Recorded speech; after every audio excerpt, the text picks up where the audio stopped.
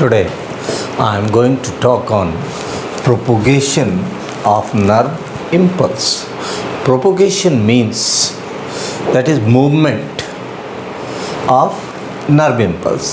Means हमारे body में nerve impulse कैसे एक जगह से दूसरी जगह मूव करता है. What is the mechanism of movement of nerve impulse in a neuron. और ये नर्व इम्पल्स के प्रोपोगेशन को समझने के लिए first of all you have to understand certain basic things. और उसमें से जो सबसे महत्वपूर्ण चीज़ है that is resting membrane potential. The first topic which you have to understand before understanding the propagation of nerve impulse is resting membrane potential. As the name indicates, resting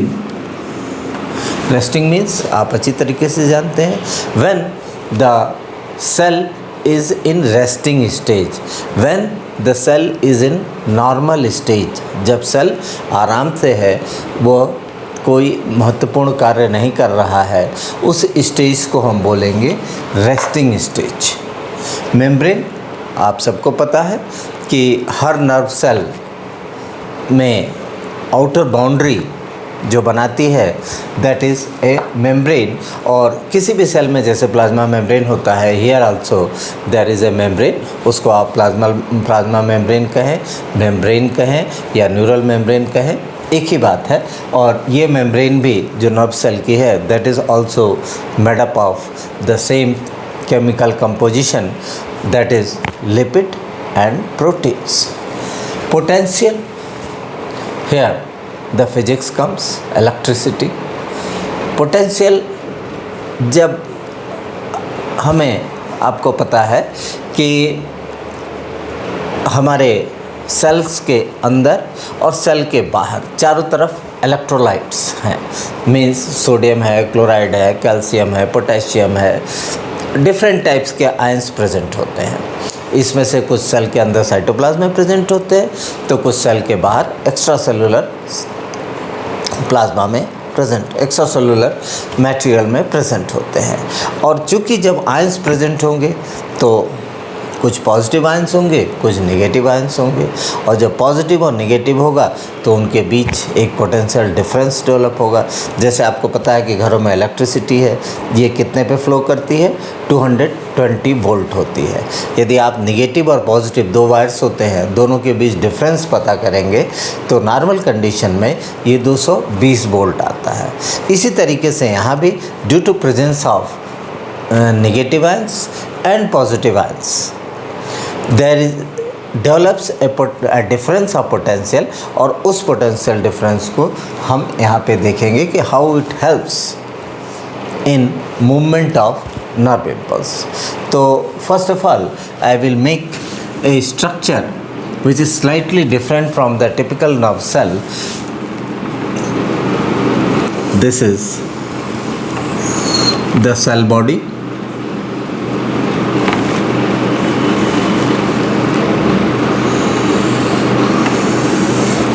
And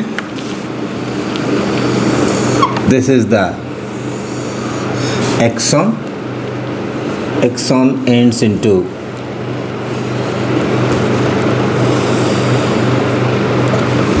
telodendria. This is cell body.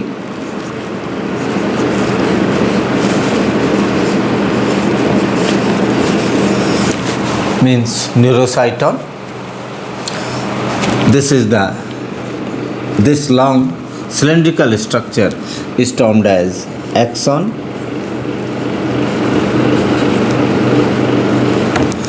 And this is the nerve ending that is telodendria.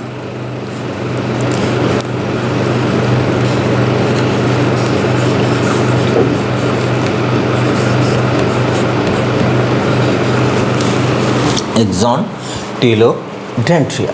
तो इस तरीके से पूरे nerve cell को we can divide into 3 parts. और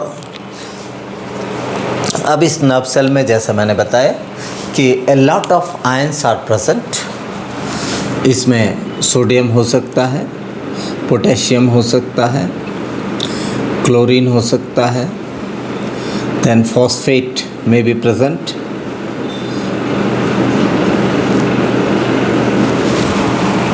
ऐसे ढेर सारे आयंस प्रेजेंट होते हैं. Similarly outside the nerve cell भी कई सारे आयंस में भी प्रेजेंट. फॉर एग्जांपल यहाँ पर भी सोडियम आयंस हो सकते हैं, पोटेशियम आयंस हो सकते हैं, देन क्लोराइड में भी प्रेजेंट. तो कुल मिला के कहने का मतलब है कि सेल के अंदर और सेल के बाहर a lot of electrolytes, charged ions are present. ये लगभग हर सेल में सिचुएशन होती है, लेकिन नर्व सेल और मसल सेल्स में since they are specialized for transmission of impulses, so they have certain special channels through which these electrolytes can cross this membrane, or they cannot cross the membrane of the nerve cell. Okay, now what happens if they are freely flowing? Then no charge will develop across the membrane. But since these ions, negative or positive ions, have restricted movement, इनको freely flowing कोई भी एक जगह से दूसरी जगह move नहीं कर सकता, बल्कि इनका मूवमेंट रिस्ट्रिक्टेड होता है, रुकावट के साथ होता है. कुछ आयंस को जाने दिया जाता है, कुछ आयंस को कम जाने दिया जाता है, और कुछ आयंस को नॉर्मल डिफ्यूज़न के थ्रू वो अंदर बाहर होते रहते हैं. इस कंडीशन में क्या होता है कि सेल के अंदर साइटोप्लाज्म में कुछ आयंस का कंसंट्रेशन ज़्यादा हो जाता है, और सेल के बाहर कुछ दूसरे आयंस का कंसंट्रेशन ज़्यादा हो जाता है, due to which a potential difference develops from outside the cell to inside the cell. Cell के बाहर और सेल के अंदर, सेल के बाहर और सेल के अंदर एक पोटेंशियल डिफरेंस डेवलप हो जाता है because of differential distribution of ions. और यदि हम किसी वोल्ट मीटर से चेक करेंगे, then it is found that on an average we can say there is a difference of -70 millivolt. Means अंदर का साइड निगेटिवली चार्ज्ड होता है और बाहर का साइड पॉजिटिवली चार्ज्ड होता है. और ये जो डिफरेंस होता है, पोटेंशियल डिफरेंस होता है, वो लगभग -70 मिलीवोल्ट के होता है in case of nerve cells. ये सेल टू सेल और एनिमल टू एनिमल वेरी करता है, and it may vary between -70 millivolt to -90 millivolt. लेकिन हम ऑन एन एवरेज मान सकते हैं कि it comes to be -70 millivolt. ये क्या चीज़ है? सेल के अंदर और बाहर के बीच पोटेंशियल डिफरेंस है. सेल के अंदर निगेटिव आयंस ज़्यादा होंगे और सेल के बाहर पॉजिटिव आयंस ज़्यादा होंगे, तो outside the cell becomes positively charged और inside the cell becomes negatively charged. और ये स्थिति कब होती है? When the cell is at resting stage. जब सेल आराम कर रहा होता है, इसको कोई स्टिमुलस नहीं दिया जाता है, वो चाहे इलेक्ट्रिकल हो, थर्मल हो, मैकेनिकल हो, केमिकल हो, एकदम नॉर्मल सिचुएशन में जब सेल प्रेजेंट होगा, in that condition the charge, the potential difference from outside to inside comes to -70 millivolt. और इस पोटेंशियल डिफरेंस को हम कहते हैं रेस्टिंग मेम्ब्रेन पोटेंशियल. ये नर्व सेल में की कंडीशन है. अब ये -70 मिलीवोल्ट क्यों डेवलप हुआ? क्या कारण था कि ये दोनों के बीच ये डिफरेंस डेवलप हुआ?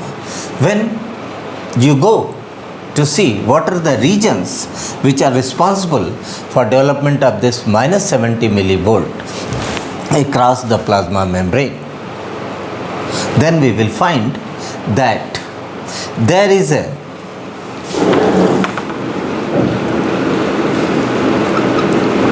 pump which is present in the membrane, and the name of this pump is sodium potassium pump. Sodium potassium pump. In fact, this is a protein which is termed as sodium potassium ATPase. और इसका काम क्या होता है? To transport 3 molecules of sodium ions from inside to outside. Sodium ion के 3 molecule अंदर से cytoplasm से आउटसाइड द सेल कैरी करना है, और उसी के साथ साथ 2 molecules it carries inside, 2 molecules of potassium inside the cell. तो 3 मॉलिक्यूल सोडियम के ये बाहर ले जाता है और 2 मॉलिक्यूल पोटेशियम के ये अंदर ले आता है, और इस ट्रांसपोर्ट के दौरान some energy is utilized, that is in the form of ATP, adenosine triphosphate.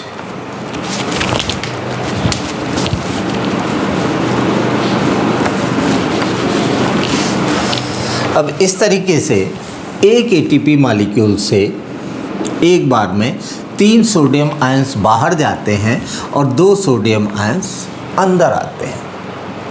जब ये पंप कंटिन्यूसली काम करता रहेगा तो आप समझ सकते हैं कि gradually the concentration of sodium ions become higher and higher on outside, और चूँकि 2 ही पोटेशियम आयन बाहर से अंदर आ रहा है तो हर बार पोटेशियम आयन ज़रूर एंट्री कर रहा है, लेकिन पोटेशियम आयन का कंसंट्रेशन उतनी तेज़ी से नहीं बढ़ रहा है जितनी तेज़ी से कि सोडियम आयंस का कंसंट्रेशन बाहर में बढ़ रहा है। As a result certain negative charge develops inside compare to outside. बाहर के मुकाबले कुछ नेगेटिव चार्ज डेवलप हो जाता है। Suppose this is about -7 millivolt, लेकिन मैंने जैसा आपको बताया कि रेस्टिंग मेम्ब्रेन में कितना होता है डिफरेंस, 70 मिलीवोल्ट, और अभी इस सोडियम पोटेशियम पंप की वजह से जो पोटेंशियल डिफरेंस डेवलप हो रहा है वो सिर्फ -7 मिलीवोल्ट के बराबर हो रहा है। सेकेंड कंडीशन क्या होती है कि there are certain other pumps which are present in the membrane, and these pumps are termed as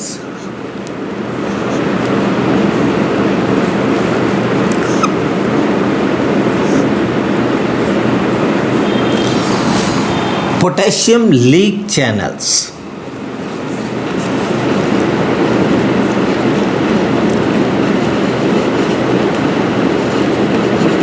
Potassium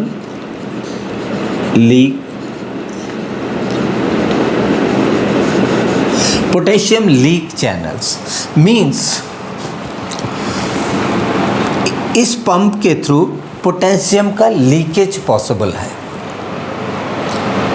यहाँ पे आप देख रहे हैं कि पोटेशियम आयन का कंसंट्रेशन अंदर में बढ़ता चला जा रहा है इस पंप की वजह से, सोडियम आयन का कंसंट्रेशन बाहर बढ़ता चला जा रहा है।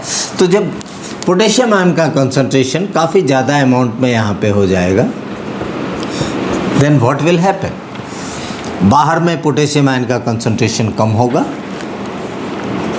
और अंदर में पोटेशियम आयन का कंसंट्रेशन ज़्यादा हो जाएगा। तो जब कंसंट्रेशन ग्रेडियंट डेवलप होगा, as a result these potassium ions will start moving from higher concentration to lower concentration, और ये मूवमेंट किसके थ्रू होगा? Through these potassium leak channels.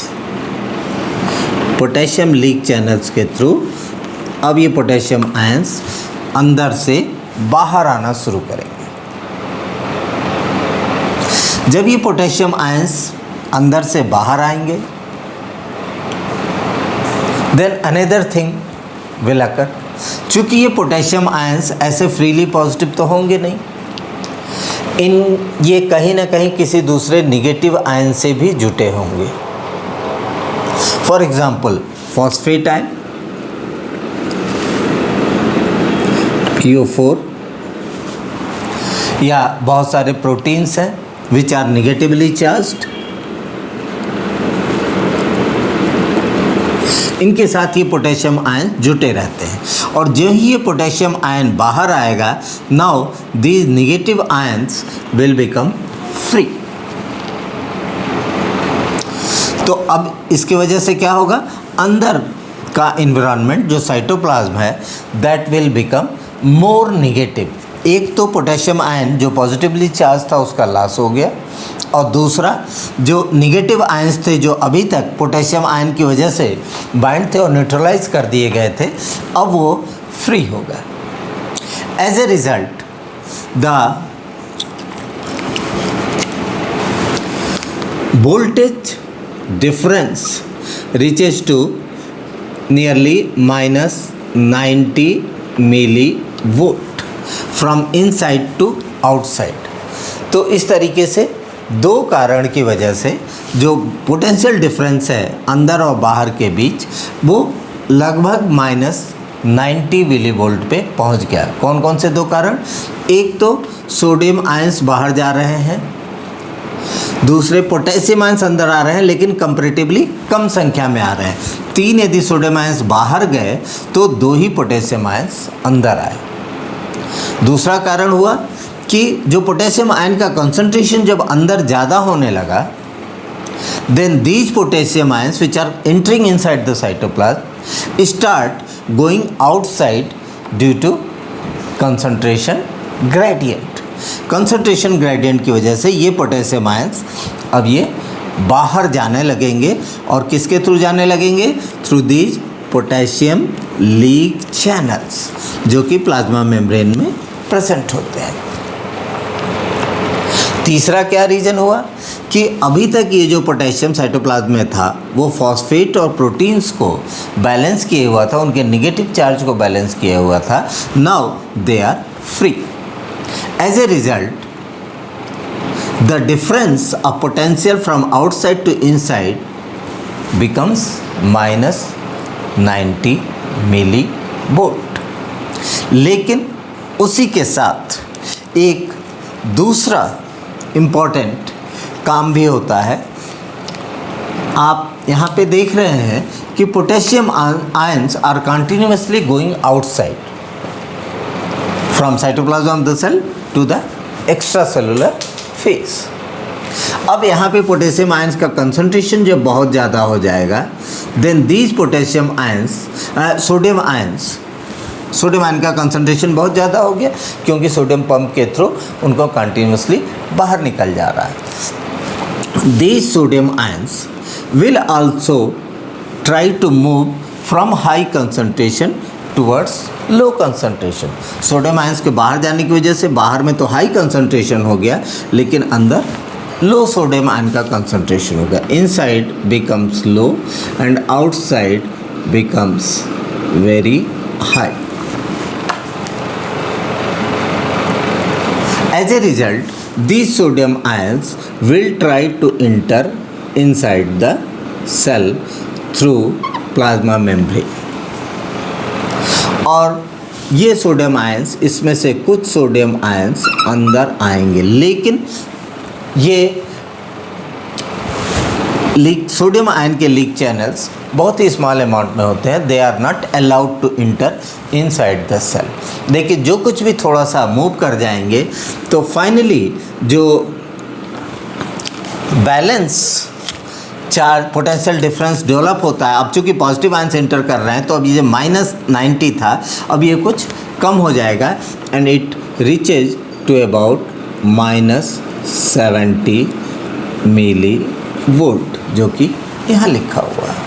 तो इस तरीके से इन सारे मूवमेंट्स की वजह से, वो चाहे सोडियम आयन हो, पोटेशियम आयन हो, फॉस्फेट और प्रोटीन्स, ये चूँकि मॉलिक्यूल्स बड़े होते हैं, so they can not go outside the cell, वो सेल के अंदर ही रहेंगे। इसमें दूसरे भी आयंस जैसे कैल्शियम और क्लोराइड का भी रोल है, लेकिन मेन रोल चूँकि सोडियम और पोटेशियम का होता है, that's why here I am discussing only about those ions. तो अब इस मूवमेंट की वजह से मैंने क्या क्या बताया, एक तो सोडियम पोटेशियम पंप, दूसरा पोटेशियम लीक चैनल्स, तीसरा sodium leak channels. Sodium potassium pump का काम क्या होता है, to carry 3 sodium ions outside and 2 potassium ions inside by utilizing energy of ATP। इसकी वजह से सोडियम आयंस का कंसंट्रेशन बाहर में धीरे धीरे बढ़ता चला जाएगा और पोटेशियम आयन का कंसंट्रेशन अंदर बढ़ता चला जाएगा। लेकिन चूँकि केवल 3 सोडियम के बदले 2 ही पोटेशियम अंदर आ रहा है, इसकी वजह से अंदर inside the cell becomes negatively charged. लेकिन ये बहुत थोड़ा डिफरेंस होता है, इस वजह से केवल लगभग -7 मिलीवोल्ट के आसपास ये पोटेंशियल डिफरेंस पैदा कर पाता है। लेकिन नेक्स्ट स्टेप जो मैंने बताया, पोटेशियम लीक चैनल्स। ये पोटेशियम लीक चैनल, चूँकि पोटेशियम आयन का कंसंट्रेशन धीरे धीरे अंदर में बढ़ता चला जा रहा है पोटेशियम पंप की वजह से, सोडियम पोटेशियम पंप की वजह से, जब ये कंसंट्रेशन बहुत ज़्यादा हो जाएगा तो inside of the cytoplasm becomes highly concentrated for potassium ions और बाहर में कम हो जाएगा। अब ये कंसंट्रेशन ग्रेडियंट की वजह से डिफ्यूजन के थ्रू, इस पोटेशियम लीक चैनल्स के through, they will start going from inside to outside. इसकी वजह से कुछ और निगेटिविटी साइटोप्लाज्म में पैदा होगी। लेकिन मेन नेगेटिविटी तब पैदा होगी जब ये फॉस्फेट और प्रोटीन्स जो कि अभी तक पोटेशियम से जुटे हुए थे, अब ये फ्री हो गए और since they are negatively charged, तो ये पूरे साइटोप्लाज्म पे ज़्यादा निगेटिविटी प्रोड्यूस करेंगे और as a result the negativity inside the cytoplasm, या हम कह सकते हैं कि potential difference from outside to inside reaches to -90 millivolt. लेकिन since the sodium ion concentration is also increasing outside और इनसाइड सोडियम आयन कंसंट्रेशन कम होता जा रहा है, इस वजह से अब ये फिर यहाँ पर एक कंसंट्रेशन ग्रेडियंट बन गया, तो कुछ सोडियम आयंस लीक करके अंदर आ जाएंगे through this channel here. This is the sodium leak channel. ये सोडियम आयन अंदर आने की वजह से कुछ पोटेंशियल ड्रॉप होगा and which reaches to -70 millivolt. So this is the condition when the nerve cell is at resting stage,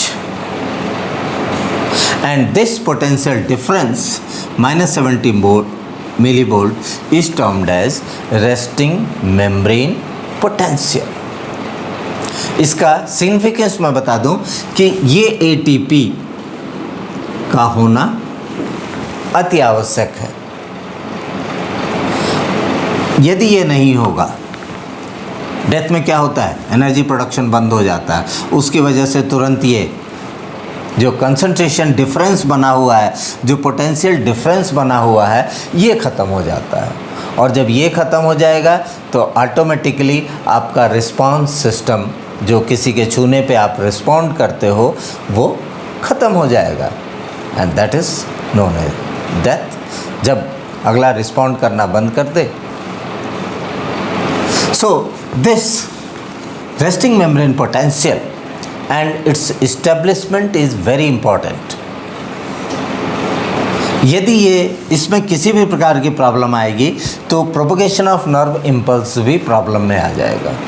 और यदि ये बेसिक -70 मिलीवोल्ट मेंटेन रहा, then the nerve impulse can move from one location to another inside your body.